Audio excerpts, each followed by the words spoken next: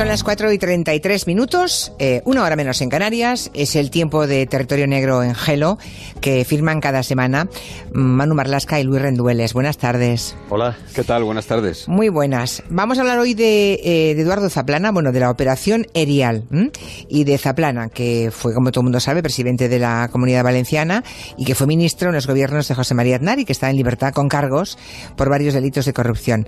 Ya saben que Zaplana padece una enfermedad grave, una leucemia.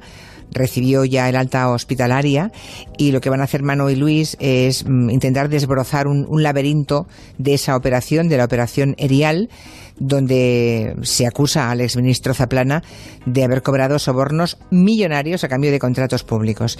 Hemos visto que está en libertad, ¿no?, a la espera de juicio Zaplana, y que sigue con el tratamiento médico, se supone, ¿no? Sí. Vale. La Guardia Civil y la juez le acusan de haberse hecho millonario, y verán ustedes de qué cifras hablamos, por el cobro de sobornos cuando era entonces presidente de la Generalitat Valenciana. Hablemos de esas dos operaciones de corrupción. ¿Cuáles fueron esas operaciones?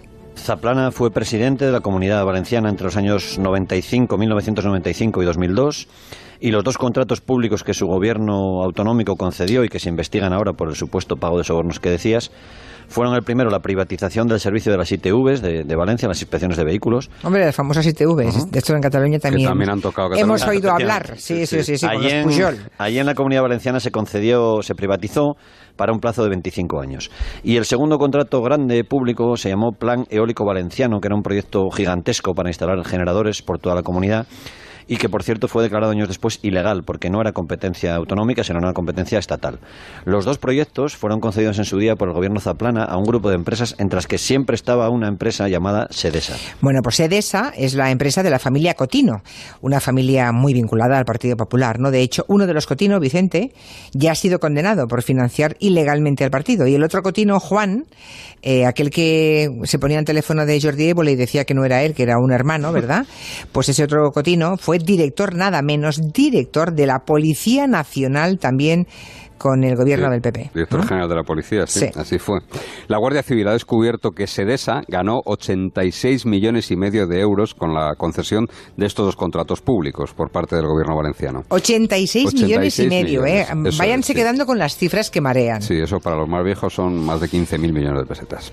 Y apuntan el sumario que a cambio de esos pelotazos montaron un complejo mecanismo para agradecérselo al señor Zaplana y a varios colaboradores suyos, porque de bien nacido es el agradecido, claro. Claro, son operaciones muy complicadas de ingeniería, de blanqueo de dinero, ¿no?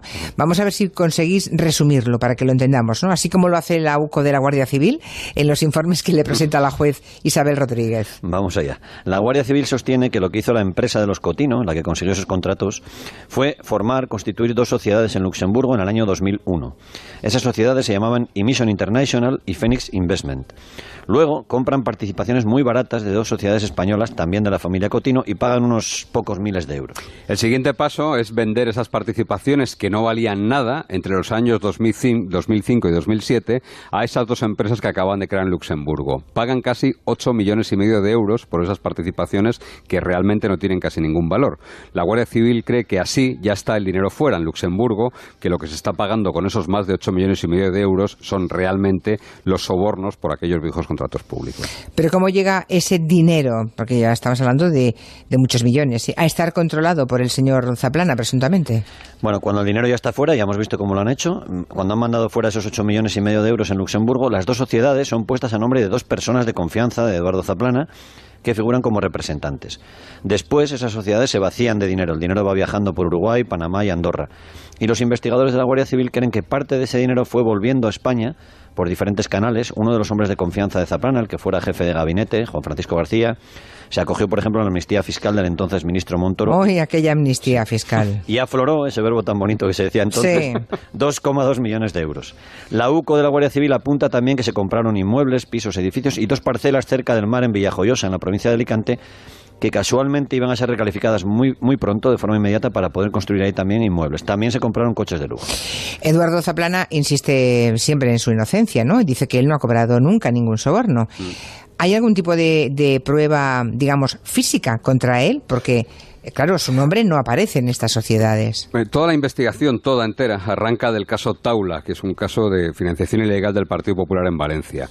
Allí hay un personaje, un cargo medio, le vamos a llamar, un cargo medio del Partido Popular Valenciano y ahora arrepentido, llamado Marcos Benavent, más conocido y autocalificado por él mismo como el yonki del dinero, aquel que salió como vestido como un gurú del yoga. No sé si os acordáis. Sí, nombre, el yonki del dinero no se nos olvida en la vida. Sí. Y ahora es, bueno, pues un bastante eficaz colaborador de la justicia, ¿no?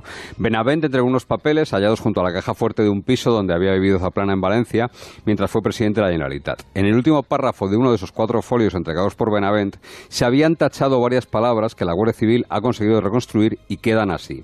Y abro comillas. El documento original que sirve para el cambio de propiedad de Imison International, recordemos, una de las 2 empresas de Luxemburgo donde se habían pagado los sobornos, está bajo mi custodia y la de Vicente Cotino. Eso es lo que encuentran en casa de Zaplana. El caso es que a pesar de todo ese flujo de dinero negro, claro, sigue habiendo dinero en el extranjero, ¿no? Dinero de esa trama que sus integrantes querrían traer de vuelta a España sin levantar ningún tipo de sospecha. Hay que buscar, supongo, algún especialista. Seguramente creo que dan con uno de los mejores del mundo, ¿no? Para ver si consiguen traerse el dinero que habían distraído fuera de España, volver a traerlo aquí, porque claro... Sí, meterlo en el circuito legal aquí. Claro, si no tienes mucho dinero, ¿de qué te sirve? Si lo tienes en un banco, que querrían vivir bien aquí, claro. Hay un momento, ese momento que estás definiendo tú, en que Zaplana y los suyos deciden ponerse en manos de un abogado uruguayo, un hombre llamado Fernando Washington Fernando Beljot Fierro. ¡Qué barbaridad! Un especialista, digamos, en gestión de capitales dudosos. Este hombre, Beljot, tiene una asesoría financiera en Montevideo, en Uruguay, que es un país bastante flexible con esto del dinero, digamos, opaco. Le piden que monte un operativo que permita traer el dinero de vuelta a España sin levantar sospechas. Y Beljot va vaciando de dinero esas sociedades luxemburguesas hacia 2 sociedades uruguayas que están a su nombre, que controla él. Este financiero, para que nos hagamos una idea del nivel de este hombre, está en las investigaciones del dinero negro de Zaplana, pero también en las investigaciones de dinero negro del expresidente de Madrid, Ignacio González, y en el caso Odebrecht, la constructora brasileña que pagó sobornos por toda Latinoamérica y que ha provocado el encarcelamiento de varios presidentes de gobierno y expresidentes de varios gobiernos sudamericanos. Caray, menuda pieza el tal Beljot, dices, ¿no? Un tipo de prestigio, como veis. La Guardia Civil, por tanto, va a por este tipo de prestigio, entre comillas, Fernando Beljot, no sé cómo llamarle, dinamizador de dinero negro por el mundo, quizá. Bueno, y lo que es más importante, la Guardia Civil consigue que cante este hombre, ¿no? Que cuente cosas. Y eso es fundamental. Claro, y será una pésima noticia para Eduardo Zaplana, claro. Sí, esa confesión de Beljot es lo que marca la diferencia en este caso respecto a otras muchas investigaciones por corrupción. El abogado uruguayo declaró el 25 de enero en el juzgado de Valencia y recuerda que conoció al propio Zaplana en el año 2009, que él le habló de 2 amigos, Joaquín Barceló y Francisco Grau, y que le pidieron luego en una reunión asesoramiento para la estructura que tenían montada en Luxemburgo. Él les propuso Uruguay para solventar los problemas fiscales que supuestamente en España tendría el tal Barceló. Beljot contó a la juez española que muy pronto se dio cuenta de que, lo llama él así, el papel protagónico era de Eduardo Zaplana. Ya. Que entonces empezó él personalmente a asesorar a Zaplana para lo que venía desde Uruguay a Madrid con cierta frecuencia hasta el año 2018 cuando fue detenido. Y añadió que Zaplana le había confesado en alguna de esas reuniones que casi todo el dinero, más de 8 millones de euros, que estaba en Luxemburgo era suyo y solo una pequeña cantidad era de sus 2 amigos. Bien, y para este abogado uruguayo que empieza a asesorar a Eduardo Zaplana, su cliente español, ¿no? Zaplana en aquel momento tan bien conectado, podía ser una llave, ¿no? Una forma de conseguir un amplio mercado aquí, ¿no? De gente dedicada a lo mismo que Zaplana. Bueno, claro, se le abría todo un mercado, como dices tú. Beljot explicó a la juez que para él, Eduardo Zaplana, era un cliente muy interesante. Era en aquel momento, recordemos, era presidente del Club Siglo XXI en Madrid, que es, bueno, una especie de cenáculo donde se juntan muchos políticos y personas de influencia aquí en la capital, en Madrid. Y así lo explicó. Zaplana tenía muchos e importantes contactos que me presentó, como presidentes de empresas del IBEX 35, tanto en activo como retirados, políticos de países iberoamericanos, y estos a través de la Fundación FAES. Zaplana también me facilitó contactos con los que me pudieran ser futuros clientes míos, como grandes empresarios del Repsol, Acciona, ACS, etcétera. Todo entre comillas, cosas que extraen Marlaska y Rendueles del sumario. Bien. Y de la declaración de Beljot, concretamente, en el juzgado. El caso es que este especialista uruguayo, en mover dinero negro por el mundo, viaja a España, viene aquí, se reúne aquí con Zaplana, casi siempre en un hotel de lujo del barrio de Salamanca, en Madrid, ¿no me habéis contado? Y el objetivo era, a ver si conseguían traer el dinero de vuelta a España. Eso es, la idea era siempre devolver el dinero a España sin levantar sospechas, pero no era fácil, claro. Era mucho dinero. Beljot había movido unos 8 millones de euros de la trama. A veces se perdió dinero, porque él contó que habían invertido en un banco de Grecia en plena crisis griega, esperando sacar partido de aquella crisis, ¿no? Especulando con la crisis griega, pero el banco quebró. El primer sistema que puso en marcha el uruguayo era tan artesanal como seguro. Son los agentes de cambio, gente de confianza que entrega en mano el dinero en cualquier lugar del mundo a cualquier persona. Luego se les compensa ese dinero, se les devuelve, digamos, ¿no? En este caso, el dinero se entregaba a la secretaria del señor Zaplana, Mitsuko Hernández, y personas de confianza del abogado daban el dinero del que no quedaba ningún rastro por el camino, evidentemente. Según su declaración, el sistema funcionó durante 7 años y así hizo llegar cerca de 2.300.000 euros a la secretaria de Zaplana. Hombre, no es fácil, ¿eh? 2.300.000 euros de poquito en poquito. No es fácil, ¿eh? Que acabar, y en mano, a la secretaria de Zaplana. Bueno, la Guardia Civil vigila ya entonces algunas de esas reuniones y las graba, es que está grabado. Hay una reunión bastante esclarecedora, atención, porque es hace 4 días, el 18 de abril del 2018, o sea, hace poquito más de un año. Sí, en ese mismo hotel que hablábamos de 5 estrellas, en Madrid, en la calle Velázquez, a las 5 de la tarde de ese día, y Beljot, el uruguayo, y Zaplana toman una infusión. Zaplana le dice textualmente: yo tengo mi sueldo, que es un buen sueldo, se refiere a su empleo en Telefónica. Yo puedo sacar, que no pasa nada, pero no puedo sacar 5 millones. Primero porque no los tengo ahora, porque me he metido en un problema.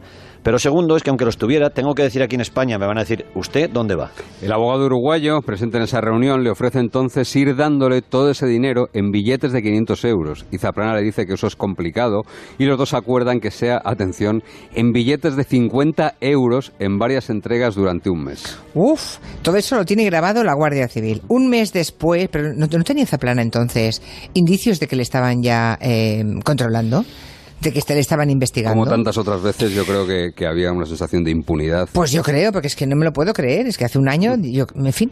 El caso es que un mes después de la grabación de esa charla que hace la Guardia Civil, es cuando detienen a Eduardo Zaplana, ¿no?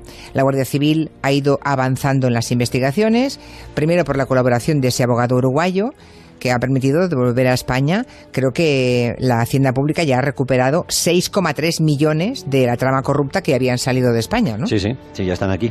Los investigadores de la UCO han seguido y siguen tirando del hilo. En un registro de la casa de Eduardo Zaplana encontraron lo que ellos llaman en el sumario un relato, en el que se incluye, por ejemplo, el nombre de 2 sociedades uruguayas creadas por el abogado Beljot. En el registro del despacho que Zaplana tenía en Telefónica, encontraron también manuscrito el número de una cuenta suiza en el banco VP, con el nombre de una sociedad panameña, investigada también en esta historia, que se llama Merson Overseas. En casa de Zaplana encontraron 18.000 euros en metálico y una colección de relojes de lujo, algunos valorados en 50.000 euros. 50.000 euros el reloj. Un reloj, ya. También se investiga si Zaplana es realmente el dueño de 2 yates que están a nombre de una sociedad suiza, se llaman Policarpus y Angel Heart. La juez ha preguntado por el origen de ese dinero, claro, de todas esas casas, los coches de lujo, los relojes de 50.000 euros. Ha ordenado inmovilizar muchos de ellos, valorados, atención, en otros 7 millones de euros, todo eso que habéis dicho. 7 millones, aparte de los 6,3 que ya han vuelto. Hay otros 7 millones bienes, de euros. Eso es, sí. En bienes, ¿eh? Eso es, sí. Bueno, bienes que entiende la jueza que igual se compraron también con el dinero de los sobornos, ¿no? Sí, se trata de 2 coches de lujo, 2 de la marca Audi, que compraron Eduardo Zaplana y su mujer, Rosa Barceló, otros 5 coches más, un chalet en Benidorm, y en cuanto a los relojes, Zaplana ha declarado que algunos los compró él con su sueldo y que otros fueron, bueno, pues esto no sonará, regalos, pero no ha especificado de quién ni por qué motivo, lo que no ha levantado las sospechas sobre esta colección, evidentemente. Ya, claro. La Guardia Civil ha encontrado también 6 millones de euros más en una cuenta del Banco BPA de Andorra. Me estoy perdiendo. O sea, han vuelto 6 millones. Los 7 inmovilizados, digamos. Inmovilizados. Y otros 6 pasaron por Andorra a nombre de Joaquín Barceló, uno de los hombres de confianza de Zaplana, y se investiga ahora si ese dinero también pudo proceder de otra historia diferente a la que estamos contando, de una trama de sobornos por Terra Mítica, aquel parque temático ruinoso en la Comunidad Valenciana. Sí. Barceló, el titular de esa cuenta en Andorra, fue director de Relaciones Institucionales de Terra Mítica, y en los últimos meses los investigadores han puesto la lupa sobre la compra de un piso para María Zaplana, una de las hijas del político, y de un coche para Rosa, otra de sus hijas. ¿Y por qué también colocan la lupa sobre las hijas de Zaplana? Bueno, sus padres le donaron 340.000 euros en el año 2009 y con ese dinero ya se compró un piso en Madrid. Ella después adquirió otro piso por 1 millón de euros, insisto, en Valencia. Se investiga a su marido, que es un importante financiero llamado Luis Iglesias, que recibió más de 2 millones de euros procedentes de Suiza. Pero es que la Guardia Civil también investiga su compra de coches, al igual que la de su hermana Rosa, que adquirió un Porsche Cayenne cuando no tenía ningún tipo de ingreso. O sea, no ingresaba nada y se fue a comprar un Porsche Cayenne que debe costar 100 y pico mil, supongo. A partir de 70.000, creo que. Ya. La UCO rastrea incluso con qué dinero se pagó el alquiler de un piso que la hija de Zaplana realizó para que su padre acudiera allí cuando ya estaba recibiendo tratamiento en Valencia para la enfermedad, para su enfermedad. El arrendatario de ese piso es un ciudadano búlgaro que se llama Miroslav Shopov. Es un hombre conocido como el rey del lingote por sus negocios más o menos claros de compraventa de oro, y ya estaba siendo este Shopov investigado en otro asunto de blanqueo de dinero por la Audiencia Nacional cuando sucedió la de Zaplana. Por cierto, Shopov ha desaparecido del mapa. O sea, no está ahora mismo, no le encuentran. Bueno, y en este asunto aparece también una joven diputada del PP en Valencia que se llama Elvira Suances, veo, ¿no? Eso es. ¿Por qué? ¿Qué pinta todo esto Elvira Suances, esta joven diputada? A ver, su hermano Saturnino, que es un abogado, aparece investigado en relación al dinero de la trama en Andorra, esos millones que pasaron por la BPA de Andorra, de los que te hablaba Luis. Los investigadores siguen el rastro de una casa en la calle Núñez de Balboa, en pleno barrio de Salamanca, en Madrid, y creen que el dueño real de esa casa era Eduardo Zaplana, y comprueban que parte de los muebles de esa casa son enviados al domicilio en Barcelona de la exdiputada del PP, Elvira Suances. El chofer de Zaplana ha declarado que llevó él mismo al exministro a esa casa en varias ocasiones. Zaplana iba a esa casa en varias... bueno...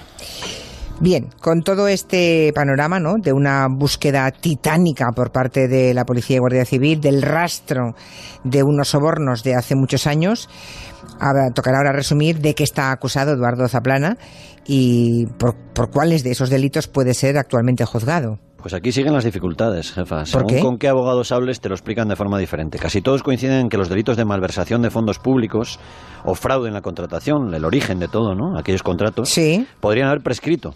Se cometieron qué bonito. Es que hay algunos a los que les prescriben los delitos siempre, ¿eh?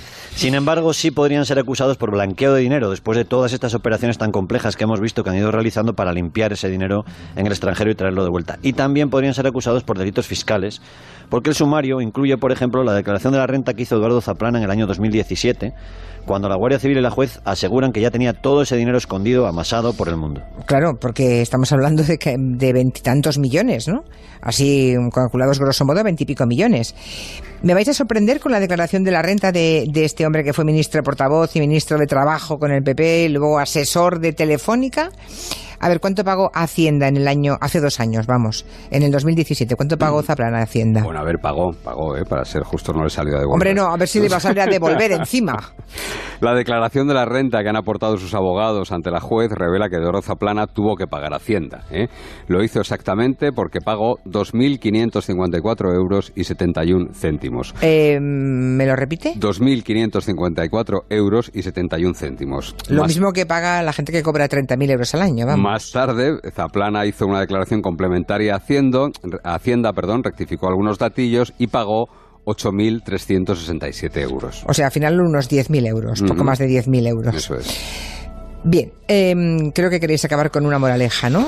Con algo instructivo después de esta sinfonía de millones repartidos por el mundo. Yo creo que estáis ya un poco ablandados, ¿eh? Es posible. Con el tiempo os estáis viniendo abajo. Caimanes, a ver, qué moraleja, a ver. Hay una historia curiosa en esta operación Erial. La jueza ha autorizado a los investigadores de la Guardia Civil, de la UCO, los mismos que investigan y detuvieron a Zaplana, a utilizar los coches que supuestamente él compró gracias a los sobornos de la red de corrupción. O sea, se quedaron con los coches de momento la policía. Así que desde hace unas semanas los investigadores de la Guardia Civil, que siguen a delincuentes de cuello blanco, traficantes de droga, en fin, bandas organizadas, se camuflan en esos entornos con los 2 Audis, un Q7 y un Q3, propiedad de Eduardo Zaplana y de su esposa, y con otros coches que han incautado la red. Fue una decisión a la que se opuso, por cierto, Eduardo Zaplana con toda su energía, y logró retrasarlo durante más de 6 meses. Solo recuperará esos 2 coches valorados en 110.000 euros, si es absurdo. Y no sabemos si será absuelto, pero con todos esos delitos... Bueno, y esos coches la verdad es que vienen muy bien a la Guardia Civil, que siempre se queja del mal estado de su parque automovilístico, sobre todo estos grupos de investigación que tienen que trabajar con CAS, con coches camuflados, para que nos entendamos, pues es complicado que tengan ese tipo de coches y que hacen ese tipo de cosas. Hay un informe en el sumario de la Guardia Civil que resulta divertido porque dice que dado los nuevos tipos de delincuentes en España, para pasar desapercibidos son necesarios ese tipo de coches que la Guardia Civil no puede comprar. Para pasar inadvertidos entre delincuentes de cuello blanco, qué mejor que un par de Audis, un Q7 y un Q3. Evidentemente. Bueno, pues ¿y para cuándo está previsto el juicio? No, en octubre todavía hay declaraciones de imputados. Está en plena instrucción. Todavía. Ya, pero el tiempo ha dejado de correr, o seguirán prescribiendo los delitos. No, ha dejado. Ahora ha dejado de correr el tiempo. En cuanto se hace una acción encaminada, o sea, dirigida hacia alguien, con un imputado, se para la prescripción. Pero los primeros delitos sí es posible que estén prescritos, la concesión de aquellos contratos que serían los que tendrían las penas más graves. Ya. Sí, claro. O sea, de lo peor se puede haber librado por prescripción. Claro, es que una persona que cobra un sueldo que son 2 y 2 son 4, ¿no? Que debe haber una nómina de cada mes de X miles de euros. ¿De dónde saca esa cantidad de millones? ¿De dónde saca para tanto como destaca? Había Eso lo decía mucho Miguel Ángel Aguilar. Decía eso. Sí. Bueno, pues muy interesante. Hasta aquí el territorio negro de hoy. Manu Marlasca, Luis Rendueles. Hasta luego. Otro día que me hierve la sangre. ¡Hala! Hasta luego. Con Dios. Adiós.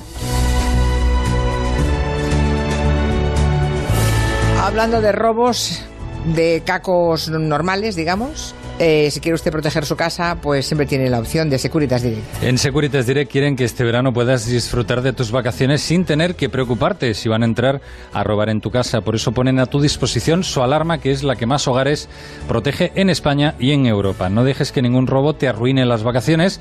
Instala hoy la alarma de Securitas Direct y disfruta de tus vacaciones con tranquilidad. Llama ahora al 945 45 45 o calcula online en securitasdirect.es. Recuerda, 945 45 45.